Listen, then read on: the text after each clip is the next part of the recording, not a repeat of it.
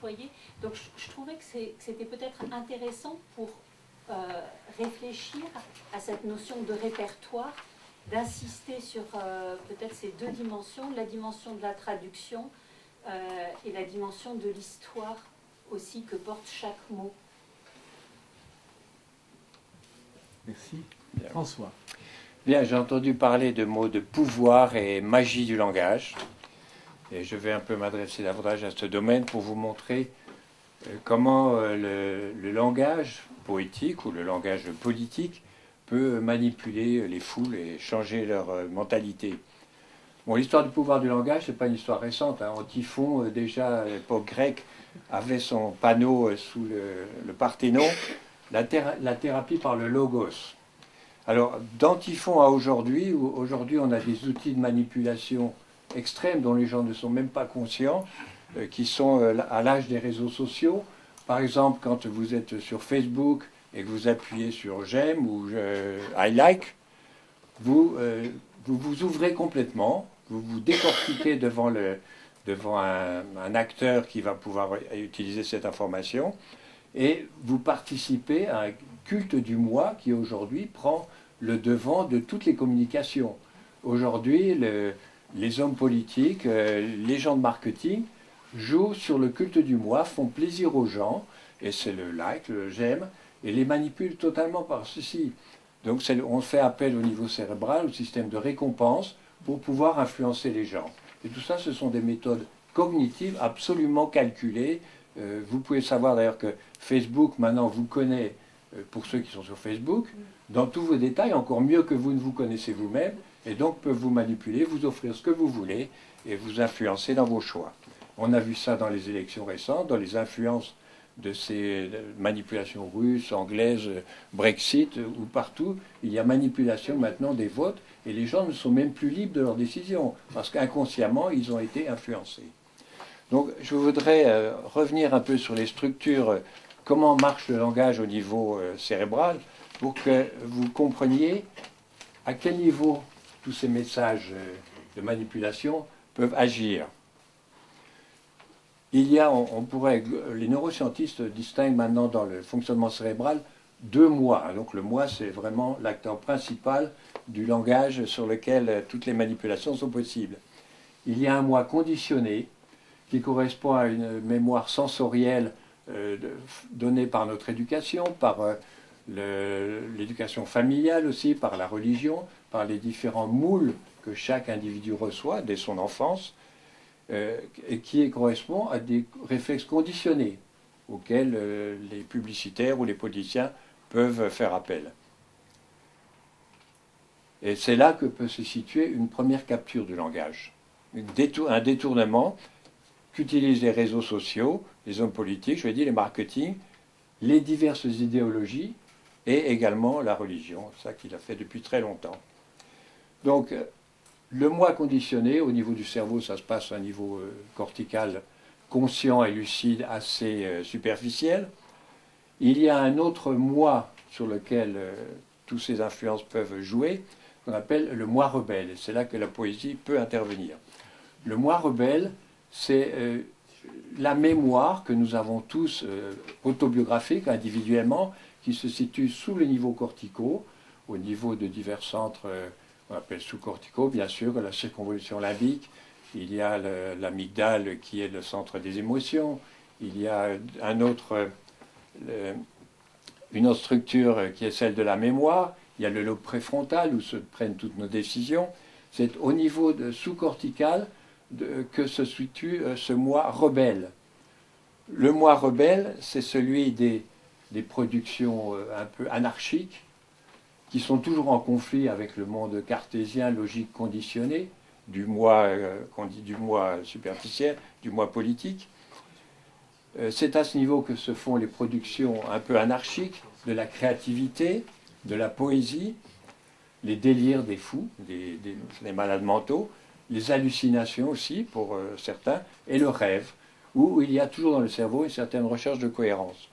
Donc, comment peut-on lutter contre ces conditionnements, lutter contre ces manipulations qui se font par le langage?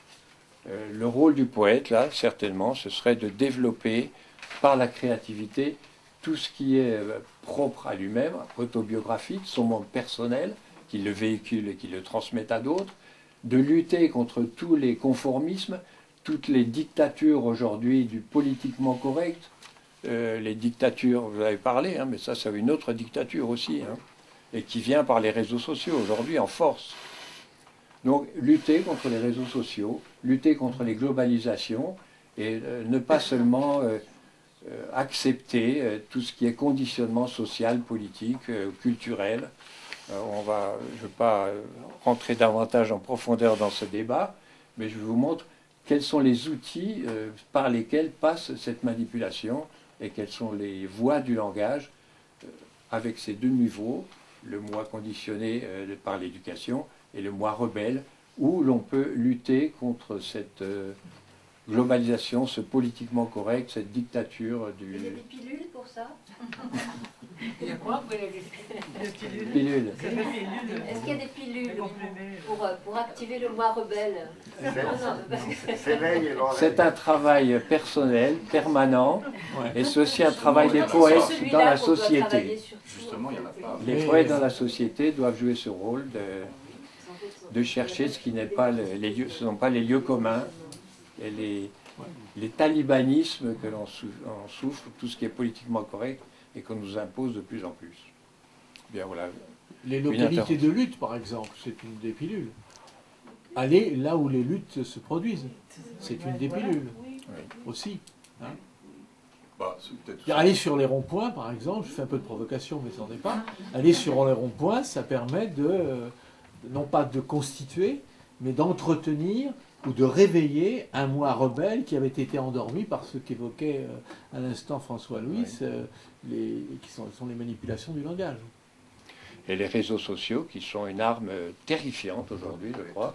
Et il faut apprendre aux jeunes à ne pas en dépendre totalement, de faire la part des choses, d'avoir leur propre autobiographie contre cette globalisation par les réseaux.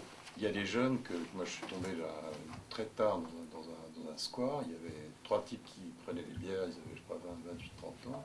Il y en a un qui disait très fort, moi je lis de la philosophie politique, moi je ne suis pas les réseaux sociaux, un réseau social c'est 2 idées et ça ramasse toutes les autres. Les deux l'écoutaient, moi je pense qu'il y a toute une génération de 20-35 ans, il y a des gens extrêmement lucides. Oui, il faut développer la lucidité. Alors, moi j'aurais 2 petites questions, il y a deux choses que j'ai repérées tout à l'heure. 2 remarques. Quand il était question d'il n'y a qu'une seule alternative, c'est que, je vais y arriver. Juste une citation du grand révolutionnaire bulgare Vassilevski. Tu ne nais pas pour toi, tu nais pour le peuple. Ben, ça, c'est un conditionnement culturel de nivellement total. Pour éviter ça, il y a la phrase de René Char qui ne vient au monde pour ne rien troubler, ne mérite ni égard ni patience. Bon, c'était suite à ce qui a été dit sur l'affirmation de Thatcher, il n'y a qu'une alternative.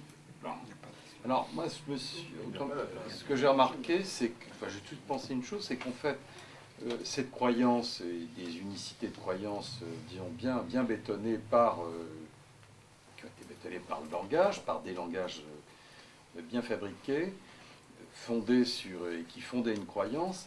Il n'y a plus trop de religion, en tout cas en Europe, mais il y a une chose très importante, c'est l'économie.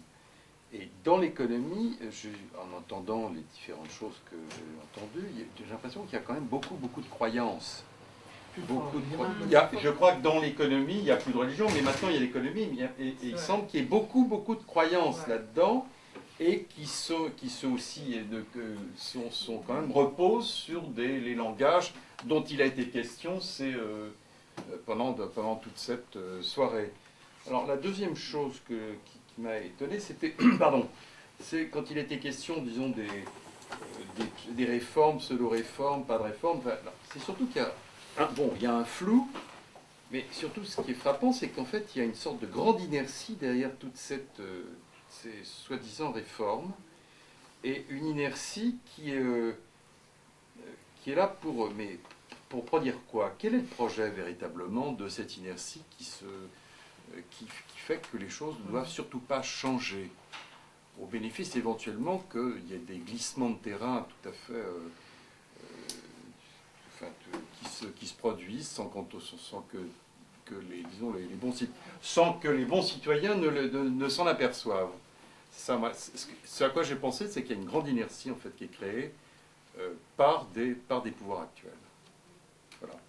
Tu peux la préciser où tu la repères? Moi, je pense. C'est difficile de repérer l'expression d'une inertie, mais voilà. Bon, je pense que Macron n'a absolument pas de projet politique. Je veux dire, il n'a pas de programme politique avec une vision. Un exemple du type qui est le président de la République en ce moment n'a pas du tout de programme politique, disons, pensé et qui amène à quelque chose qui tend vers un avenir commun et donc qui tient compte, disons, des désirs des différents constituants, différents citoyens qui forment cette société. Il n'y a pas ça. J'ai entendu, par exemple, c'est une politique de rapiècement, on fait un petit effort par-ci, on fait un petit effort par-là, mais ça ne mène nulle part, ça. Et ce que je vois, c'est qu'il y a en plus tout un langage qui permet éventuellement de balancer un flou très important. Ma question, c'est, il y a une parfaite inertie, mais quel est le projet en dessous? Quel est le projet en dessous? Quels sont les projets en dessous? Parce que là, il doit y avoir une énergie terrible, à mon avis. Éventuellement un petit peu démoniaque. C'est ce qui se passe en dessous. Garder le pouvoir. C'est garder le pouvoir. En dessous, en dessous. En dessous. En dessous. Oui, en dessous, mais pas seulement. Pas seulement. C'est du fric, mais pas seulement. Moi, ça me fait penser une chose. Je finirai là-dessus. Tu as une hypothèse. Garder le pouvoir. C'est ça le Disons que ça, là, pour le coup, ça me traduit très sérieusement. J'ai une amie qui était une fort belle femme et qui a eu le malheur de se faire attraper par des voyous, c'était à Lyon, et qui a été terriblement agressée, violée, qui s'est retrouvée call girl. Et ce à quoi elle eut affaire, dans toutes les soirées auxquelles elle a participé, c'est à des hommes politiques, des hommes d'affaires. Et donc il y avait un lien entre la mafia, les milieux d'affaires et la politique. Et elle était un endroit où c'était un endroit où il n'y a plus aucune loi. Disons de la loi du désir, du rêve. C'est-à-dire qu'on peut absolument tout faire. Moi, ce que j'ai ressenti là, c'est qu'il y avait une énergie extrêmement froide et électrique qu'on sent là, qui, à mon avis, est proche de la psychose et de la perversion. Mais c'est là que ça se passe. Et à mon avis, voilà, je crois qu'on avance un tout petit peu, moi je crois que ce qui est en dessous, c'est quand même, pourtant j'ai rien d'un complotiste, les histoires de mafia, tous les trucs, ça m'intéresse pas, mais là je pense qu'il y a un truc très dangereux et que le mec qui est au pouvoir actuellement est beaucoup, beaucoup plus dangereux et nocif que Sarkozy. Il suffit de voir la structure psychologique de ce mec, qui est un homme qui est totalement froid, qui est coupé de ses émotions. Quand il fait un discours, c'est absolument pas aux autres, c'est un pseudo-discours humaniste. Il y a quelque chose d'extrêmement, scotomisé, pétrifié qui est là. Donc, et cette pétrification, il y a la pétrification, mais où passe l'énergie? Où passe? Est-ce que ce sont des désirs? Je ne sais pas. Mais comment est-ce que ça se passe? Comment est-ce que ça se construit? Je suis frappé, je pense qu'il n'y a pas qu'en France que ça se passe. Qu'est-ce que c'est que ces délitements d'organisation politique? Trop vers la politique. Là, il veut pas. J'aime bien les choses concrètes. Oui. Et donc j'ai eu la chance de participer à un projet qui était organisé par le Centre dramatique national de Sartrouville et qui a proposé à des adhérents d'un certain âge de participer à un projet de transmission intergénération avec les collégiens et les lycéens de Sartrouville et de Houille. Alors évidemment, les seuls candidats adhérents, c'était des femmes qui ont osé monter sur la bicyclette. Et puis, ça a été des ateliers d'écriture et des femmes de tous les milieux. Ça, c'était déjà très important. Et il y a eu des ateliers d'écriture, on travaillait avec des comédiens metteurs en scène. C'était vraiment un travail de pro, et sur l'écriture, et après sur la mise en scène, ça a été fantastique. Les adultes tout seuls, les collégiens travaillaient, les metteurs en scène allaient dans les collèges, dans les lycées, et après, on s'est retrouvés tous ensemble, nous, invités par des collégiens, interviewés, avec des questions des fois, voilà, comme ça, ou d'autres fois, elles nous donnaient des conseils, les filles, bon bref. Et donc, ces jeunes ont participé à l'écriture du scénario, au même titre que les metteurs en scène comédiens, que les retraités, les dames qui participaient. Et on a fait des impros. Et à un moment donné, moi j'ai proposé un thème d'impro, et un gamin qui n'arrêtait pas de faire le blasé, etc., quand il a entendu le petit scénario que j'avais proposé, paf, il est arrivé, tout d'un coup il était metteur en scène. Et c'était, mais il avait les idées, quoi. C'était super chouette de voir dans l'action. Et puis après, ces spectacles, il y a eu 3 spectacles différents. Les familles sont venues, tous les 3 soirs, le théâtre était plein de monde, les parents, les amis des parents, les copains, etc. Et il fallait voir la tête des gosses, quoi. Pas des gosses. Bon, hein. Voilà, donc moi ce que je vous dis, c'est d'arriver, si vous avez une influence près de chez vous, pour faire des choses comme ça, où on se retrouve entre générations, où il y a de la transmission dans les 2 sens, enfin moi j'en garde un souvenir magnifique. Oui, je voulais réagir, et c'est vrai que c'est un peu chargé, j'ai plein d'idées qui me viennent voilà, à ce moment, en écoutant toutes les interventions. Et je pense que il y a un point commun à partir de là ce qui nous a convoqué aujourd'hui de la bataille du langage, comme quelque chose qui apparaît actuellement comme une confiscation, et je dirais comme un langage qui perd sa chair, c'est un langage qui devient un langage vide, et qui permet justement de valider toutes les relations de pouvoir et toutes les relations qu'on a vues, qui ont été évoquées sur le plan économique, sur le plan des rapports. Maintenant, je pense que c'est quotidien ce qui se passe dans les lieux de travail, dans les relations, où toute cette logique de managériale s'est mise en place justement pour comment dire, tuer tout ce qui est l'humain, je pense, au niveau des rapports humains dans cet espace de travail. Je pensais que c'est important cette réflexion, et peut-être de la amener plus loin, dans le sens où s'interroger, pas simplement de faire un exercice intellectuel pour pouvoir redonner un sens à ces mots, mais je pense qu'il faudra peut-être aller plus loin, s'interroger sur les logiques qui ont abouti et qui ont permis d'aboutir à ces sortes de langage dissocié de la vie, tout simplement. Je pense que c'est un langage qui perd toute sa possibilité de communication humaine, et je me dis qu'il faudra faire ces réflexions à beaucoup de niveaux. Je pense par exemple sur le plan symbolique de ce qui s'est passé à partir de la chute de Valmur, et la chute symbolique, je pense, au moins en tout cas je l'ai vécu ici, je viens de la Colombie, j'ai participé beaucoup à cette rêve et à cette croyance profonde, à ces convictions que nous avions tous partagées, de croire que c'était possible de transformer le monde, de créer un monde. On croyait tous qu'on pouvait faire ça. Et là, je pense qu'à partir de ces faits symboliques, on a renoncé à ça et on nous a dit, ah ben non, ça c'est maintenant, à partir de là, cette chute de socialisme, finalement, comme quelque chose de symbolique en termes de rêve collectif, on nous a dit maintenant, c'est à nous, c'est les meilleurs, c'est ceux qui, une sorte de caste efficace, une caste qui est très savante, qui a la vérité, qui va pouvoir se charger de tout ça.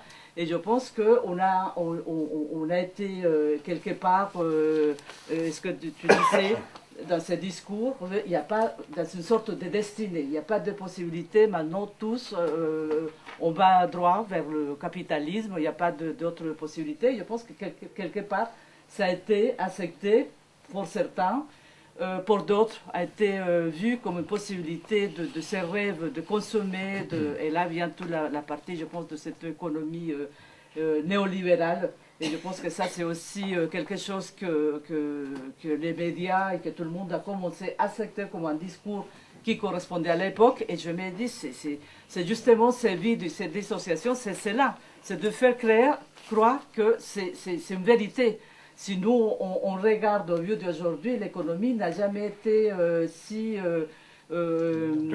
dominatrice et si monopolisée. C'est pas vrai que tout le monde peut faire du libéralisme. On sait bien combien les groupes financiers dominent toute l'économie. La mondialisation et tout ça, c'est un discours qui est complètement vide de sens économique réel.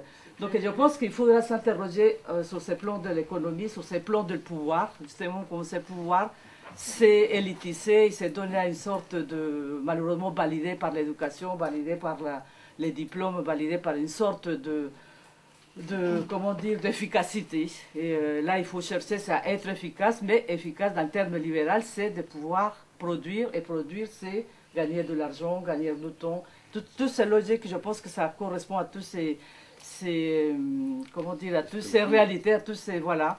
Et parce que là, je crois, c'est très, je pense que comment dire, la frontière est très fragile, justement, et qu'on peut reproduire le même en croyant de démonter ça. Je pense qu'on peut se mettre, c'est pas remplacer, je pense, un mot pour un autre mot, c'est pas ça. Je pense qu'il faudra vraiment réincarner des nouvelles relations, et ça, je pense que c'est pas la tâche des poètes ni la tâche de l'art. Je pense que c'est simplement revenir à la vie.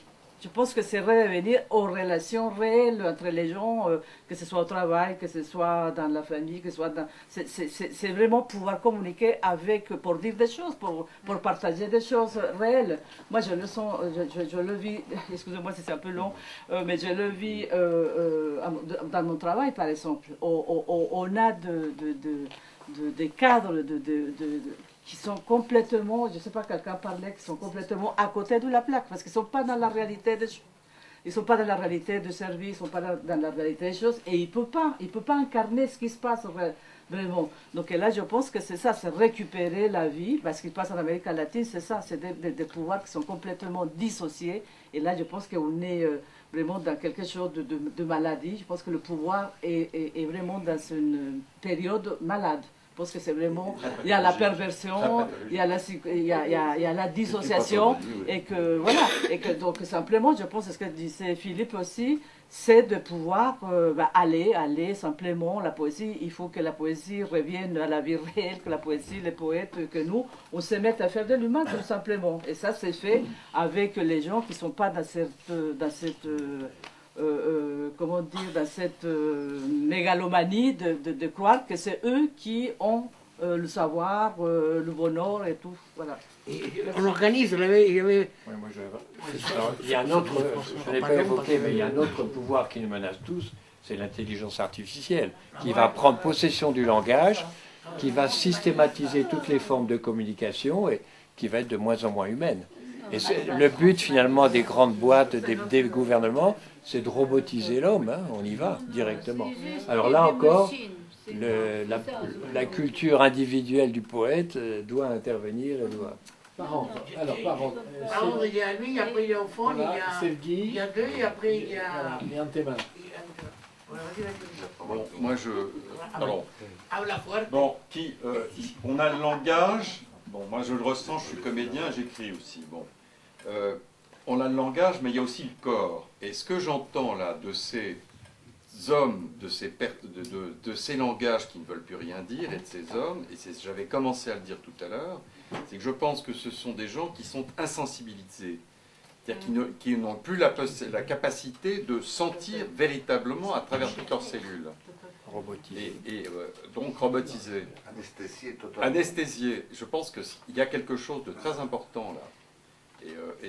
Et quel langage peuvent-ils produire? Parce qu'il y a quand même un lien entre disons, le biologique et le langage, qui me semble absolument fondamental. L'essentiel. Voilà. Ils incarnent, mais ils ne sont plus incarnés. Voilà. Moi, je suis membre d'Univers Slam, et je vais dans des scènes slam. Et je trouve que c'est vraiment un endroit où on peut rencontrer d'autres poètes, slameurs, voilà, et s'enrichir mutuellement, voilà. Et l'union fait la force, hein, quelque part, parce qu'ils sont soumis à un feu roulant de propositions commerciales et pareil. Et donc, voilà, une façon d'être plus nombreux, attelés à la même charge. C'est bien ça. C'est Guy. Le langage, d'abord j'étais enseignante de langue français. Ce qu'on disait pour le langage c'est un outil de communication. On commence pas comme ça. Outil de communication pour se communiquer. Et donc petit à petit, le langage devient outil de fascination, de domination. Ceux qui nous dirigent utilisent très bien ce langage. Et c'est comme ça qu'ils obtiennent des voix. Et le langage devient une sorte de manipulation. On se laisse manipuler. Bon, pour les comédiens, pour les écrivains, pour les politiciens, donc ça devient une arme. Et le langage, c'est la puissance de l'homme. Ceux qui parlent bien obtiennent ce qu'ils ont dans la tête. Depuis l'enfance, ça commence, donc on a bien exprimé, et des fois, ces langages deviennent comme des larmes des femmes, n'est-ce pas, qui utilisent bien. Donc, le langage, c'est tellement important. Tout à l'heure, on a dit, bon, mais qu'est-ce que vont faire les poètes, les écrivains? Et quelqu'un qui avait demandé, je crois, c'était, il n'y a pas de médicaments. Oui. Et voilà, il y en a bien sûr, Les poètes, la poésie, c'est le vaccin. Voilà. La thérapie par le logos. Voilà. Maintenant, on est contre le vaccin, mais quand même, c'est le vaccin. Et donc, quand on utilise bien et quand on écrit bien, quand on remplit bien les mots, le langage ne se laissera pas être manipulé. Et donc, ça sera une sorte de contre-puissance, et c'est la poésie qui va gagner. Ouais. Je vais enchaîner sur ce. Je voulais vous parler de l'oratorio, parce que nous sommes 7 ici, nous avons essayé justement ça. Ça veut dire que nous avons créé une bande avec Ardan, musicien, et puis un certain nombre d'amis, José, Jorge, Philippe, Nick, et puis moi-même, Antemana. Nous avons enregistré une bande avec des discours de pouvoir sur une quarantaine d'années, entre Chili, entre Macron, etc. Et il y a aussi, pas seulement le corps et les mots, mais il y a aussi une musique dans les discours. Et nous avons contrasté ça avec des discours poétiques du collectif de la crue poétique, qui est en partie, donc, qui se recouvre avec effraction. Et nous avons donc savamment à deux composé des répliques entre des bouts de discours de pouvoir et des discours poétiques. Et là, c'est pour nous, on était vraiment émus tous les deux pendant qu'on a fabriqué cette bande, parce que il y a quelque chose dans la musique et aussi dans l'attitude, dans la posture du poète. Enfin, ça dépend du choix, évidemment. Hitler a aussi eu ses poètes, évidemment, pro-système, mais il y a eu comme une sorte de superposition, de confrontation, et qui nous a semblé extrêmement profonde et fertile. Si vous êtes intéressé par ce genre d'expérience, ça a été créé à la Maison de l'Amérique latine en juin, repris au Café d'Aligre, Et ça va être repris le 8 décembre. J'ai Philippe Burin-Desrosiers, donc à la guillotine, à Montreuil. Ça s'appelle les pianos. À 16h. Les pianos. C'est toujours au même endroit. C'était là-bas. Et compris la formation, c'est le dimanche 8 décembre. Prenez vos bicyclettes, vos patins roulettes, vos trottinettes. À 16h, 26 rue Robespierre à Montreuil. C'est ça, exact. Et la veille, je vous invite aussi à de la poésie à la commune d'Aligre à 19h. On mange un repas, une soupe, des tartes aux pommes préparées par un type super qui a déjà fait avec moi un repas albanais, un repas moldave. Et là, il est en train de tester soit une soupe, soit des trucs avec plein... Il est suisse-allemand et ça va être très bon. Et comme c'est... Il était pas du tout content d'un choix de date parce qu'il fait la Santa Claus la veille, le 6. Alors il va peut-être faire des pains d'épices en... Venez, Anne. Venez le 7 à Caroline et puis à Hazard. Oui, samedi 7 à la commune d'Aligre. Samedi 7 à la commune Et d'Aligre. le 8, l'oratorio. Voilà. D'accord. Et ce sera du flamenco aussi. Il y aura aussi un flamenco. Caroline. Je ne suis pas poète, mais je suis chanteuse et peut-être je suis chanteuse poétique. Moi, j'aimerais énormément Rimbaud, Novarina et Artaud. Et c'est ça que j'aime bien quand le langage est bousculé par des mots inouïs et des sonorités de toutes sortes. Ça, j'adore ça. Et sinon, ce qui m'a... Donc, moi, je suis gilet jaune. Et sans les réseaux sociaux, ça aurait été difficile. Et demain samedi, c'est la première fois que toutes les manifestations à Paris ont été interdites. Il n'y a pas de gilet jaune demain. C'est la première fois. L'école militaire, il y a. Non, c'est pas les gilets jaunes, si tu sais lire. Si. Non, c'est pas les gilets jaunes. Les gilets jaunes, s'ils veulent, ils s'associent, mais c'est bien marqué. Grâce aux réseaux sociaux et à Démosphère, c'est la première fois donc depuis 1 an. Et puis j'étais à Place d'Italie. Je peux vous dire que tout était déjà foutu. Et je voulais dire qu'il y en a de la poésie. Moi, ça fait 1 an que j'y suis. Et je peux vous dire qu'il y a des gens qui ne sont pas poètes. Ils n'ont pas le label poète. Et puis, tu sais, Philippe, on a assisté à une soirée de poètes, entre guillemets. Je n'ai pas eu, à part toi, je n'ai pas eu l'ombre de la poésie. Il y en a 25 qui ont déclamé leurs poèmes. Et je me suis dit, non, c'est pas de la poésie. Enfin, pour moi, c'est pas de la poésie. Je veux dire, la poésie, c'est pas seulement sur une feuille de papier. C'est dans la rue aussi. Et là, avec les gilets jaunes, presque chaque samedi, j'en ai vu. Et puis, une des choses qui a été très jolie au début, c'est la liberté se meurt en toute sécurité. Donc, ce n'est pas des grands poètes au niveau de recherche de la langue. Je peux vous dire que chaque samedi, il y a toujours plein de photos magnifiques à faire, parce qu'il y a des phrases très simples, et en ce qui concerne les retraites, ils n'ont pas fait les normes, mais ils ont quand même compris qu'on allait se faire bien baiser la gueule, puisque au lieu que ce soit pris sur les dernières années, c'est pris sur l'ensemble. Alors moi, les premiers boulots que j'ai faits, quelle horreur. Donc de toute façon, on est tous perdants. Mais pour moi, je vais dire que j'aime bien quand la poésie, elle s'élargit à plus que des gens qui se disent « moi je suis poète ». Parce que c'est comme les gens qui sont peintres, quoi. Il y a des gens qui sont très doués au niveau technique. Mais bon, voilà, c'est tout, quoi. Je veux dire, il y a quelque chose qui peut être plus large. Et comme disait Agnès, c'est vrai que quand il y a des mélanges sociaux, moi, j'avais jamais eu des potes qui étaient les SDF dans ma vie. Mes parents étaient, à l'époque, quand ils étaient instituteurs, j'ai rencontré plein de gitans.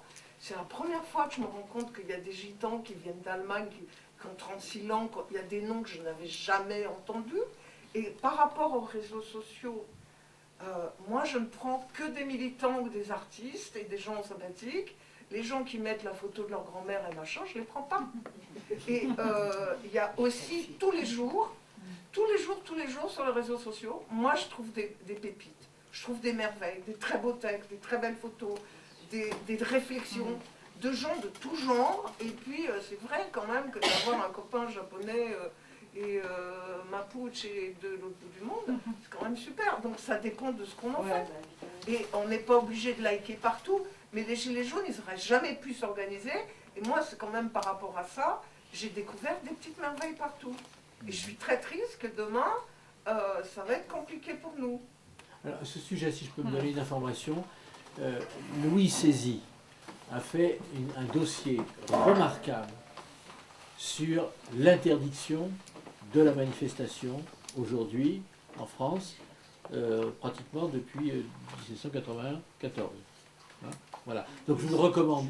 Donne ton adresse, Louis, parce que de son site, parce que c'est une étude juridique, constitutionnelle sur l'évolution. Si j'ai vos mails, je peux vous l'adresser. Je les ai. Voilà. Simplement, pour répondre à ce que vous disiez, on ne peut pas interdire la liberté de manifester. C'est un droit constitutionnel qui a été d'ailleurs reconnu par le Conseil constitutionnel lui-même, qui n'est pourtant pas une instance très révolutionnaire et très sociale, mais il l'a tout de même admis dans une décision assez récente. Elle est du 4 avril 2019. Donc c'est un droit fondamental auquel nous devons marquer notre attachement, et il est absolument aberrant qu'au nom de l'ordre public, entre guillemets, on puisse interdire la liberté de manifester. Car il faut prouver qu'il peut y avoir un désordre à l'ordre public. Et par ailleurs, la notion d'ordre public, pour moi en tout cas, n'est pas une notion constitutionnelle, car c'est une notion, on parlait des mots tout à l'heure, j'ai oublié de le mentionner, c'est une notion absolument creuse. La Déclaration des droits de l'homme et du citoyen, dans son article 10 de 1789, liait la notion d'ordre public à la loi, c'est-à-dire que chaque fois l'ordre public était lié à la loi, c'est-à-dire que dans toute loi, dans le compromis qu'elle réalise, il y a implicitement une notion d'ordre public. Mais on ne peut pas l'inventer comme ça et la créer comme si cette notion était au-dessus de tout. Et c'est une aberration dans la création qui a été faite par le Conseil d'État il y a de longues années, qui a été reprise par le Conseil constitutionnel, qui lui a donné d'ailleurs un caractère constitutionnel, ce qu'on peut regretter, mais ça n'a pas empêché notamment le Conseil constitutionnel d'admettre que le droit de manifester et la liberté de manifester étaient une liberté fondamentale et constitutionnelle. Voilà. À propos des réseaux sociaux, je suis d'accord avec vous. Toute invention a des côtés remarquables, mais il y en a beaucoup aussi qui en profitent pour dévier l'exercice du pouvoir. Et c'est ça qu'on a vu. Je voulais peut-être, bon, c'est deux, j'enregistrais, mais je crois qu'il y a des pistes intéressantes qui ont été posées. Et toi, tu as parlé de l'élargissement du champ du poète. Qu'est-ce que le poète? Ça, c'est pas assez important, là. De ne pas limiter les poètes à ceux qui ont un petit papier écrit, mais qui ont élargir l'élargissement du champ du poète. Ça, c'est important comme notion pour le thème de la bataille du langage, ça se pose. Il y a aussi une question qui a été posée avant pour Ardan, c'est d'autres langages. Oui. Non? Et ça, je pense que c'est important, disons qu'il y a déjà d'autres langages qui s'expriment de notre manière, et que là, comment on s'articule avec d'autres secteurs de la société qui parlent d'autres langages. Je pense qu'il y a pas mal de choses qui ont été posées. Et bon, toi, tu parlais de la idéologisation de l'économie, non? C'est ça, je pense que c'est important. Et comment l'économie, peut-être c'est un travail en particulier qu'on devrait faire, et ses bases, de plus en plus, sont des choses idéologiques, non? Donc voilà, c'est ça. Voilà. Pour l'histoire, disons que les mots libéralisme étaient piqués par les poètes. Les premiers qui se sont donné le mot de libéral, c'est les philosophes, avec Locke, et dans les 18e, au 18e. Et donc, c'était justement, Locke, c'est un philosophe des Lumières. Et ce type de libéralisme portait bien son nom, parce qu'il préconisait les libertés contre le pouvoir des rois. Mais après, il y a les économistes, Adam Smith, qui a dit « Ah, c'est bon ces mots ». Et déjà, ils l'ont piqué, au 18e même. Au nom de quoi ils l'ont piqué en disant « Il y a un marché, et le marché est libre, parce qu'il y a un mécanisme d'offre et la demande, avec une notion qu'il a dit qui était assez géniale, la main invisible du marché, que tout le monde l'a écouté, s'il a fait des cours d'économie. Et donc, les marchés vont tout réguler. Et ça, c'est ce qu'Adam Smith dit. Donc, nous, on est le libéralisme. Et ça, déjà, au 18e, sur une base déjà idéologique, les économistes... je pense que dans tout ce que tu as dit là par rapport à les langages des économistes, et comment ce langage est basé sur des questions plus idéologiques que sur des faits économiques, je sais pas si c'est... Bon, parmi les pistes qui ont été posées ce soir, je dis parce qu'on a du boulot, hein, c'est pas la dernière réunion, et peut-être il faut qu'on organise des thèmes de travail, des ateliers, des trucs, etc. Une dernière intervention. Pour aller dans le il y avait le camarade là. Viens. Vas-y. Vas-y, viens plus près là. Non, on peut l'entendre. Vous savez, dans la pièce de Tchekhov, Le jardin de Céris, il y a un type, Fürst, il dit, qu'est-ce qu'il dit? Avant la catastrophe ou après la catastrophe. C'est quoi la catastrophe? C'est la liberté des esclaves. Ironiquement, il dit ça. On a oublié, c'était un mot, c'est démagogie, en fait. Parce que nous avons quelques valeurs, comme la liberté, l'égalité ou les droits des hommes, mais il y a quelqu'un qui utilise ces valeurs avec dans un sens vide. Il dit, vous êtes conservateur, encore vous parlez de démocratie par exemple, vous parlez des droits des hommes par exemple. Les poètes, en tant que poètes, nous sommes pour la vérité, réalité ou pour la démagogie. C'est comment dit-on, un papier de tournesol. Pour comprendre ça. Le violateur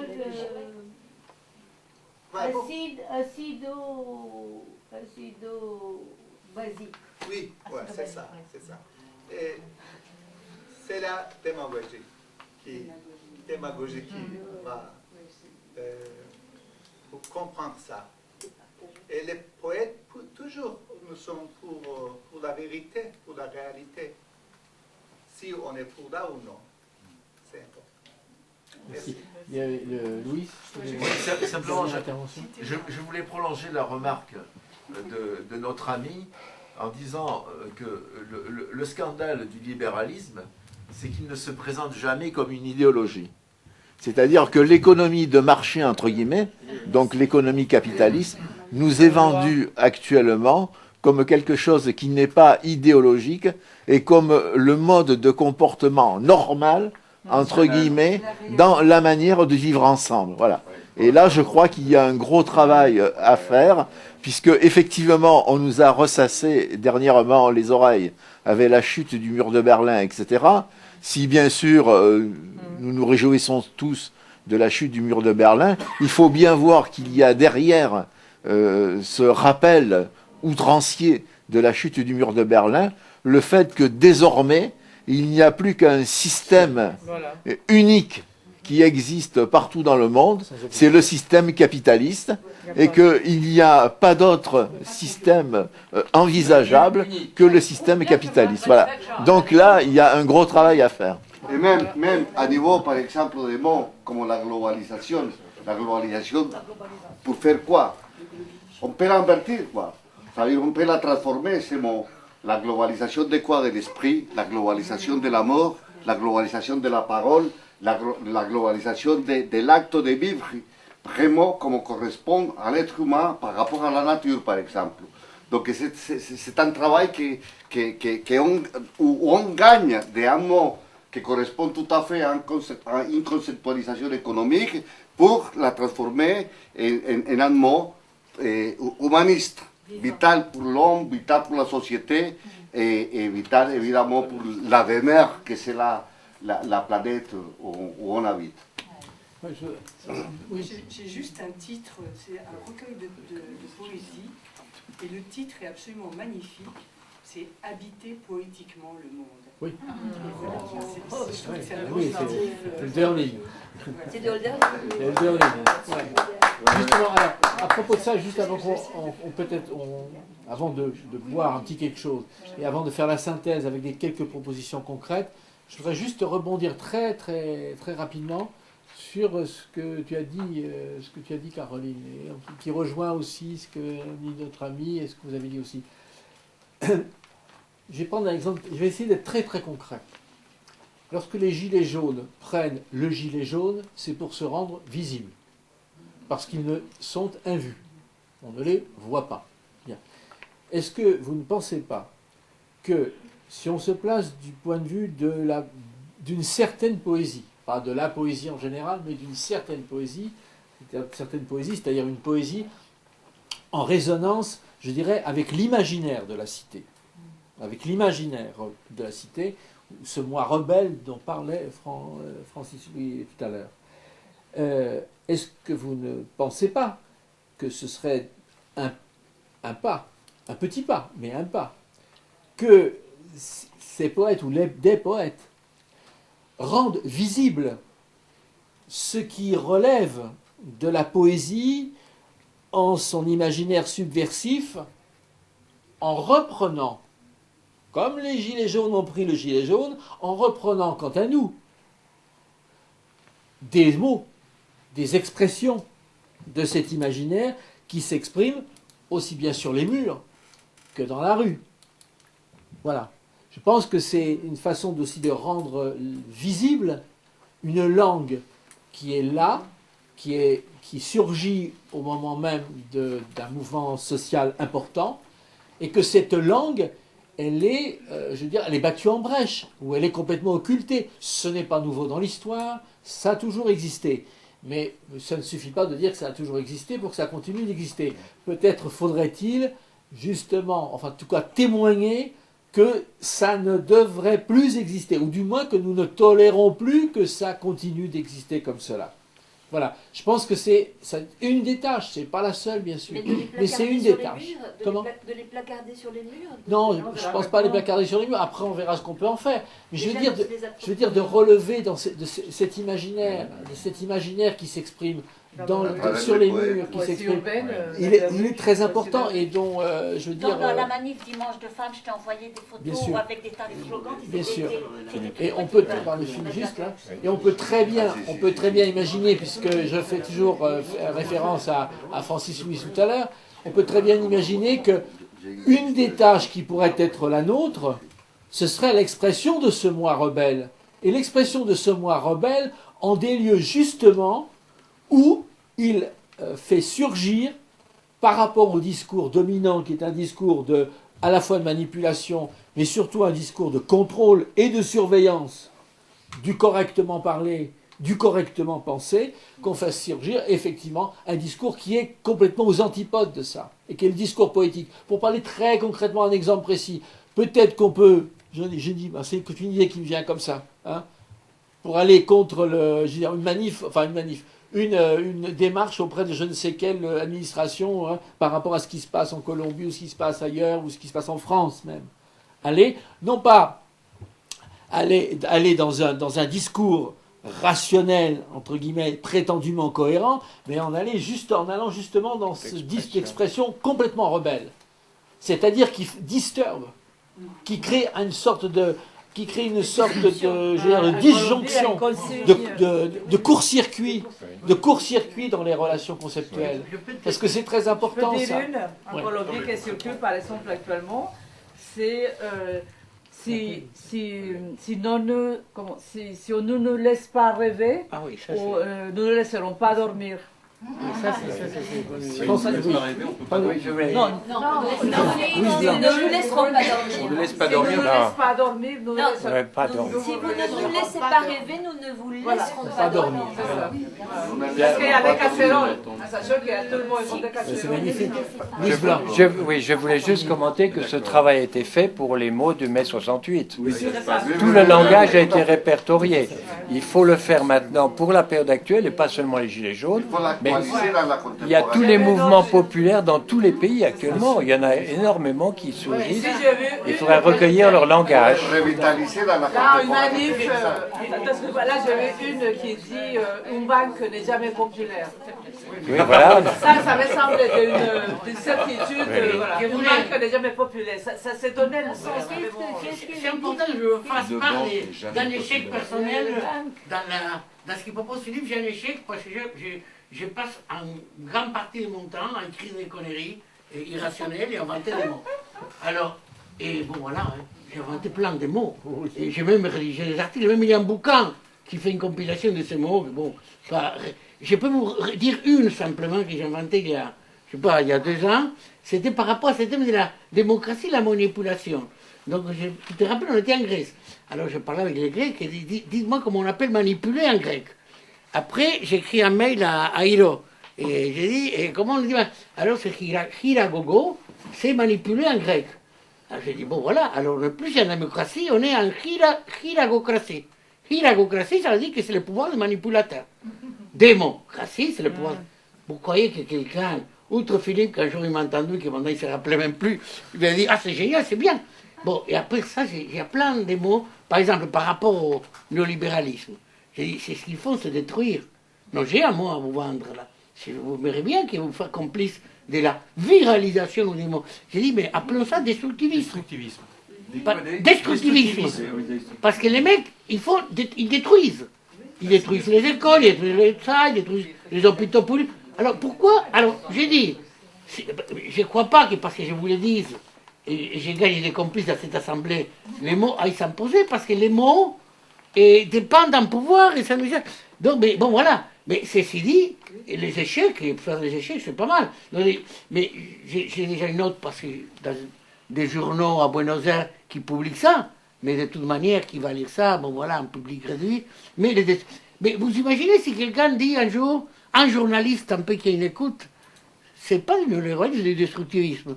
Donc peut-être il faut faire aussi un travail concret, je dirais, de manière, puisqu'on parle de mafia, faisons notre mafia aussi, pourquoi pas?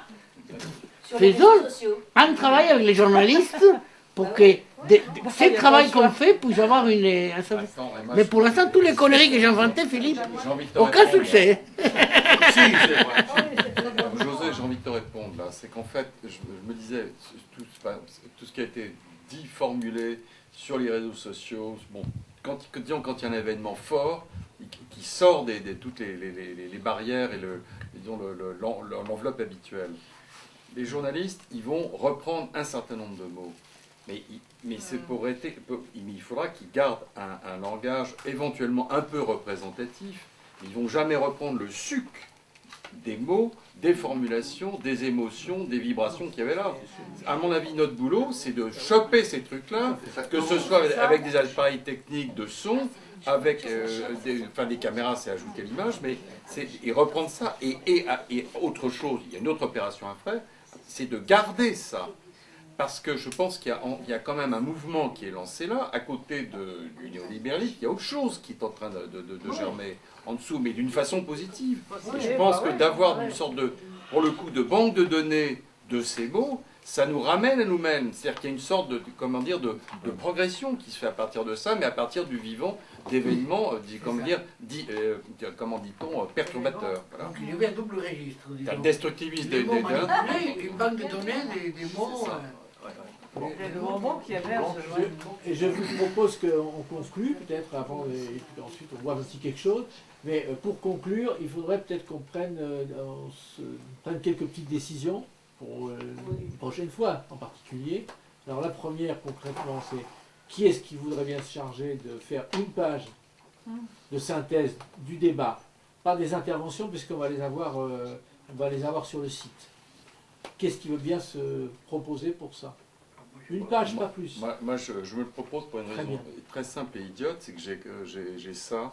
Et donc, alors, par contre, il doit me manquer un quart d'heure et je vais t'embêter pour te poser les questions sur ce qui se sera passé avant que j'ai quand même noté. Donc, à quel moment ça commence. On se cherche un téléphone. Oui, voilà. On s'appelle. Deuxième question. Est-ce que parmi vous, il y en a certaines ou certains qui par exemple pour la prochaine séance qui aura lieu dans un mois, puisque c'est tous les 4e vendredis de chaque mois, est-ce qu'il y en a certaines ou certains d'entre vous qui auraient envie d'être les stimuli, comme l'ont été José, François et Louis, dans la poursuite, enfin dans le prolongement et le déploiement de ce qui a été évoqué ce soir?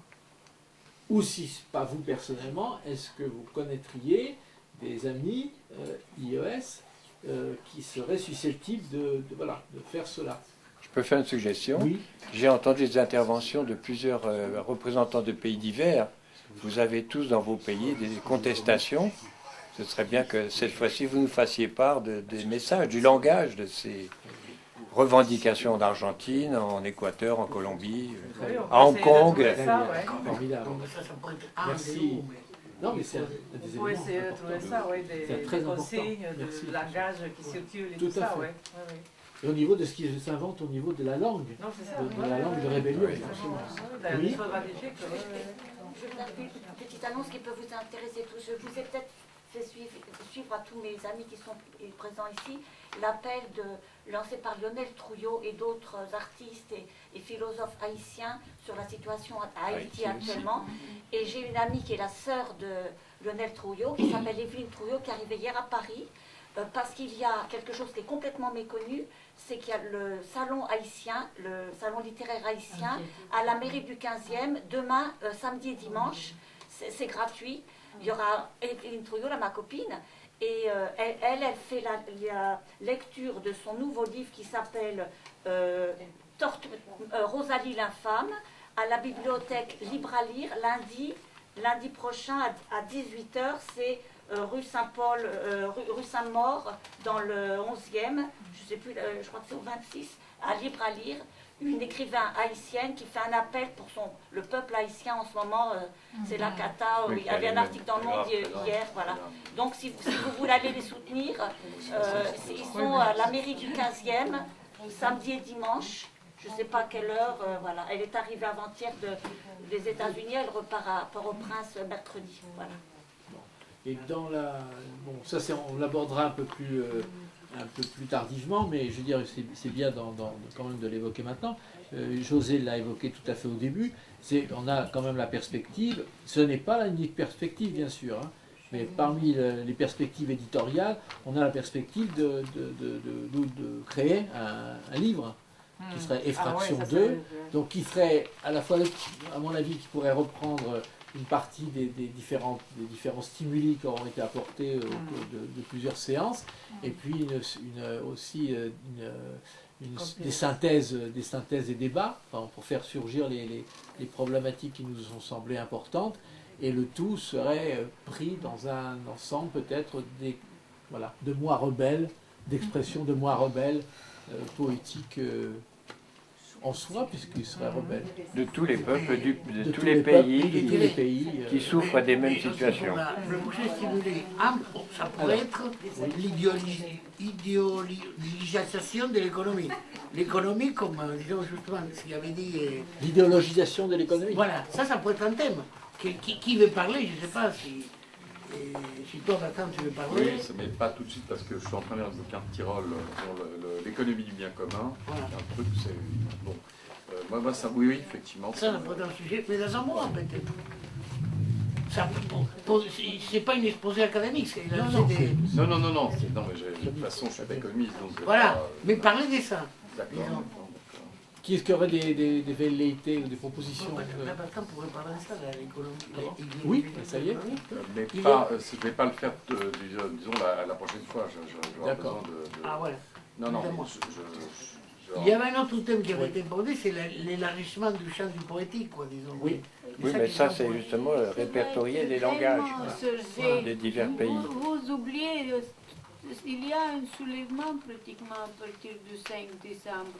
Alors, je ne pense pas qu'on aura un vendredi tranquille. Mais le prochain. Le 4e, ça doit être le 27 décembre. Non. Le 27, ça doit être le 3e exceptionnellement. C'est le 20, c'est le 3. Oui, Ça sera le 27. 27. Ensuite, donc, on fait l'intermède, on arrose, Oui. on prend un verre. Oui. Mais s'il y a voilà, des velléités, plus que des velléités, des volontés, voilà. L'intervention de stimuli comme on a fait ce soir, qui peuvent ne pas être nécessairement théoriques, entre guillemets, théorisés, mais qui peuvent être aussi des communications brèves, d'expériences très sensibles, qui résonnent profondément avec la problématique qu'on a abordée. Ah, ça oui. Peut-être sur le Antemana. langage journalistique, je pense que ça serait intéressant de s'approcher un peu sur le langage des médias, Oui. de voir ce niveau de langage. Je ne sais pas si... Ils sont bien en grève déjà 4 jours. Antemana, tu serais d'accord? Moi je serais d'accord, mais pas tout de suite. Ah oui. Pour dans un mois, c'est 4 semaines, c'est pas des conférences, hein. Mais c'est vrai que ce sont des Alors du coup, propositions. alors, vraiment une brève. Oui, oui. Jorge, non? J'essaie de faire un travail pour lire, pour partager avec vous, et dans ce qui concerne le terrorisme et démocratie en Amérique latine, et terrorisme, démocratie, bon, quelques mots comme ça. Bon, je prépare quelque chose. Ouais. Est-ce que Louis va être sollicité encore une fois peut-être? Est-ce que sur le terme libéralisme, ou néolibéralisme, plutôt que libéralisme, libéralisme, néolibéralisme? Destructisme, c'était une bonne idée. Destructivisme, oui, ça, justement, ça irait. C'était la vente pas chère. C'est l'anti-Derrida. Il n'est même pas signé, là. Voilà, Et t'as des droits mais d'intérêt. tu veux l'utiliser, c'est sans droit d'auteur, rien, quoi. Si, il y a des droits Mais je serais content que ça se diffuse. Eh oui. Mais là l'idée, je pense, ce serait si nous, on prépare un matériel, et après faire une réunion, une confrontation dans un lieu un peu plus institutionnel, avec des vrais économistes, on dit, voilà, nous les poètes, on vient, on dit, ça devrait s'appeler comme ça.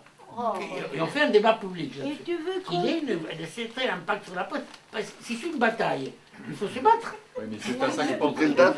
Alors moi, pour l'instant, c'est pour quelle date? que des échecs. Dans la gagne Ça veut dire à la fin décembre. bataille amoureuse. La gagne amoureuse. Même j'ai travaillé un petit peu, voilà. Bon, Antemana Je me et suis Jorge. pas compte qu'ils vont tirer. D'accord? Mais c'est quelle date? Ça doit être le 27 décembre. 27 Quatrième vendredi. Avant 7 décembre. le réveillon de fin d'année. Voilà. 27 décembre. Comme ça, on